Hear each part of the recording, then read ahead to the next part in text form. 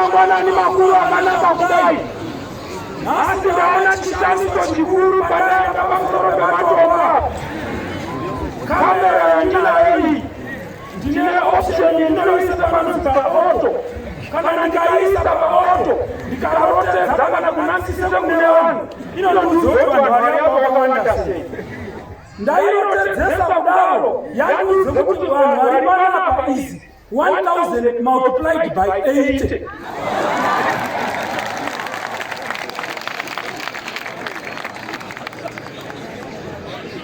Chabasilana Bishop Jawa kutibune nefika tawa na hiyo kuti estimation hiyo ibune sasa tawa na kamera ya aiye. Afrika yenu. Kana wali bwana na kupinga mchechi yao. Wakawasa kuwapinga wale wakazi. Wakona na wasikana. Sisi ni ulaimu ya kuna kumeru. Kutumusa kamushi na mchechi yenu. Yakawi anajesu Kristo pachake. Kutaka mkorona nchi telefo. Haisitani na sabane. Nasi sabane. Simami chako. Chimamo chako kumira. Chinejima. Unelezi teuni nake. Kutana mkuruza. Piloti! Wanye kwa piloti! Sukukai mwana kukubali kusunumbuzwe! Nukutama mtolesi! Asuna sunumbuzwa! Mwende kwa kuna matabari! Hakuna mtolesi! Nukutama piloti! Yeti African! Apostle Church!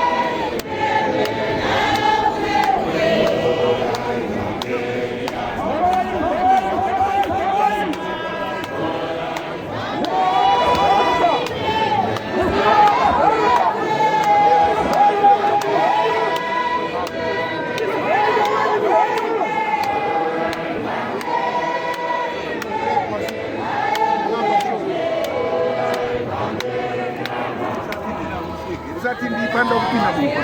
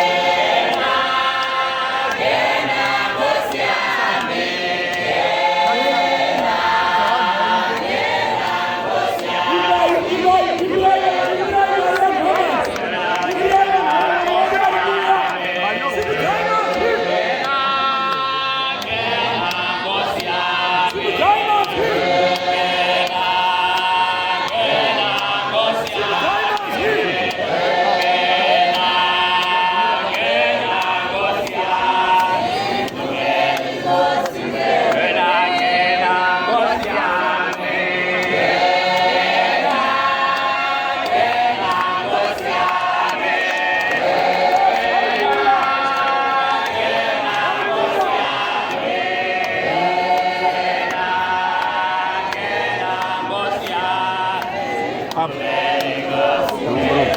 Lugar.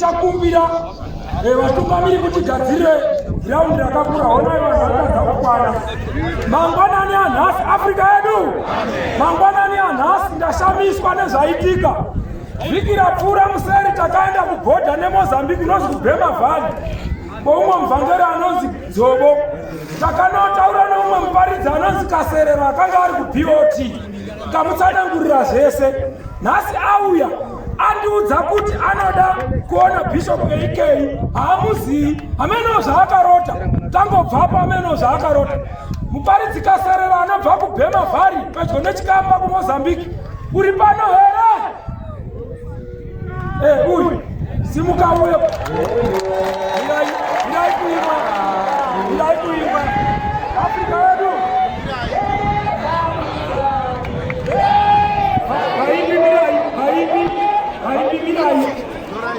zvinhu zvatiri kutaura izvi hazvisi zvenyamba muparidzi Kaserero anobva kuBhema Valley garai pasi garai pasi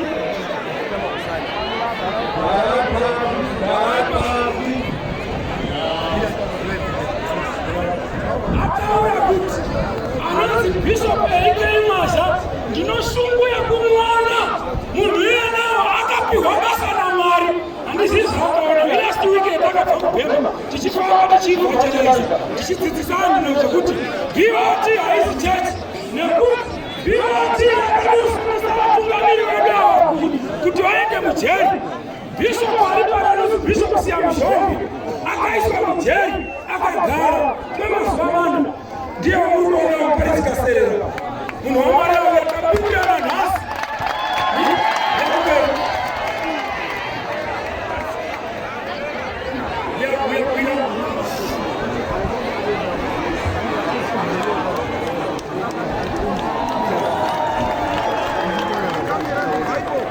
ndiye muparidzi Kaserero andimundira zvekuti kundimbundira kuyambe kuzwa kuti apa nezvake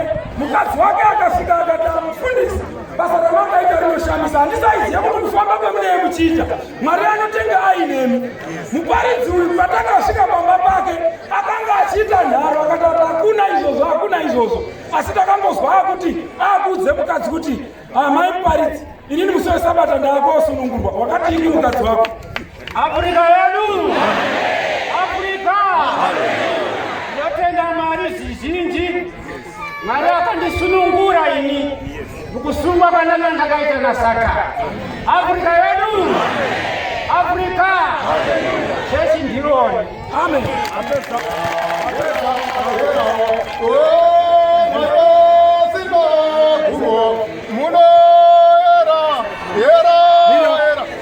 Mirai munoimba mufundisi.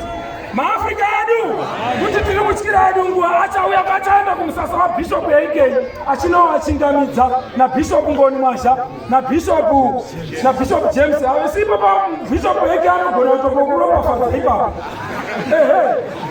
Pfuura naapa pano zvikada anogona kuropafadza. Munhu wamwari. Yakasungisa vatungamiri vedu kumatare. Uyu Bishop Siyamushonge akagariswa mujeri kwemazuva 4. Zvakanguri mudzidzisi weAfrica kuti kana mukapesana pachechi munoita meeting hamusungisani kumatare. Bishop zvakanaka Bishop. Vana vemutumwa vavanga vaisirwa inosi.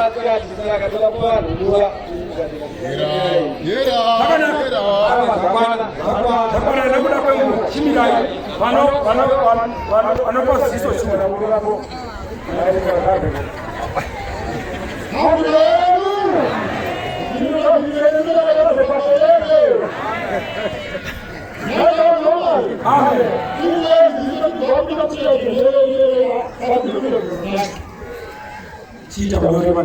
Afrika yedu. Kamichirai Mungu. Afrika yedu ino yavangove zviziviso. Chiziviso chedu chekutanga ndechavanhu vagamuchirwa muchechi yavo pamunamato wamangwanani ezuva ranhasi. Tine mufaro mukuru kwazvo kukuzivisai kuti nhasi musangano ravaapostoli vaAfrica pamusangano uno weEaster wegore rino ra2022 pano paGuambwa pamunamato uno wamangwanani tawedzerwa navanhu 52. Kudzai Jehovha! Kudzai Jehovha! Kana tikasanganisa navose vakagamuchirwa muchechi kubva musangano uno weEaster wegore rino ra2022 pano paGuambwa vose pamwe chete vakuita 100 nomumwe chete 101. Kudzai Jehovha! Kudzai Jehovha! Maafrika yedu. Zvinoda kutaura kwamuri imi muri kuno kumberi imi magamuchirwa muchechi. Maita chinhu chakanaka nokuti mapinda mugono wapotera, mapinda muimba yedombo, mapinda muThe African Apostolic Church, makorokoto makuru pamunhu. Matenda shoko sezvakanyorwa mubhuku inozi Bible kuna Marko 16 verse 15 akati pavari endai munyika dzose muparidzire kusvika zvese evhangeri. Vanotenda vakabhabhatidzwa vachaponiswa, asi vasingatendi vachatongwa. Zvino imi matenda danho rokutanga ndoramatora. Chasara ndechekuti mubhabhatidzwe. Kubhabhatidzwa ndo paunopiwa sumbunuro yeushe hwaMwari, ndo paunopinzwa muushe hwaMwari muutatu hunoera pakuti unobhabhatidzwa muzita raBaba neramwanakomana neramweya mutsvene. Anobhabhatidza anototi John kana uchizi John.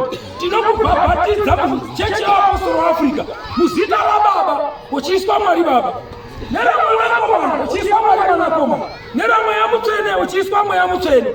Anobva ati amen.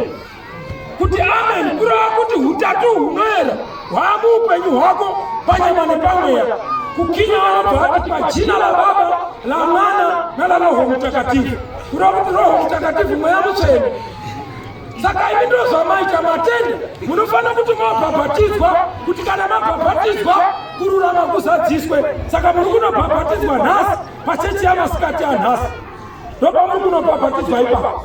Saka pamuchauya muve nenhumbi dzenyu dzokuchinja, nekuti kubhabhatidzwa kunyikwa mumvura dzaunenge wakapfeka dzonyoro, saka wapfeka dzakaoma. Saka muuye nenhumbi dzokuchinja.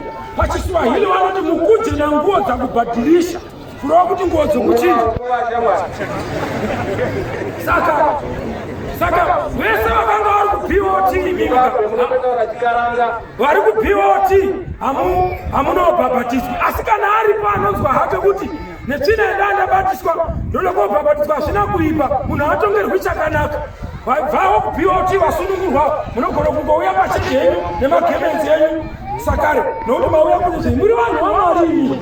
Nokudai vamusi vanhu vaMwari hamaimboуya pano, muri rudzi rwaMwari, nokuti shiri dzerudzi rumwe chete dzinobhuruka pamwe chete, mhuka dzerudzi rumwe chete dzinofura pamwe chete, howe mumvura chaiyo.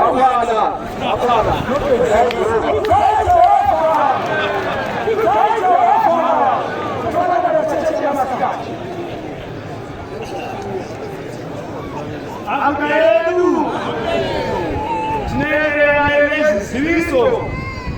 Rwizi rwaramba ruchingodira, tawedzerwazve nomumwe munhu mumwe chete. Saka vose vagamuchirwa pamunamato uno wamangwanani va53 53 tavabatanidza vose vanobva vaita 102. Kudzai Jehovha! Kudzai Jehovha! Kereke yamasikati ezuva ranhasi ichatanga nenguva dza1 o'clock. Kereke yamasikati ezuva ranhasi ichatanga nenguva dza1 o'clock. Kureva kuti nenguva dza5 minutes to 1 vanhu vose munenge mavapano panhandare motangisa kuimba. Matreasure emaprovince munoda muine kuna mufundisi tagarira mumusasa wemabhishop anoda kuona ikoko. Matreasure emaprovince muine musasa wemabhishop munoona mufundisi tagarira anoda kukuona ikoko. Kana vanhu vasunungurwa, vamwe vose munoramba makagara pasi muchimba rwiyo takavakwa pamusoro penheyo dzavaApostora, Jesu ari kugara pakona kusvikira vakadzi vemabhishopu.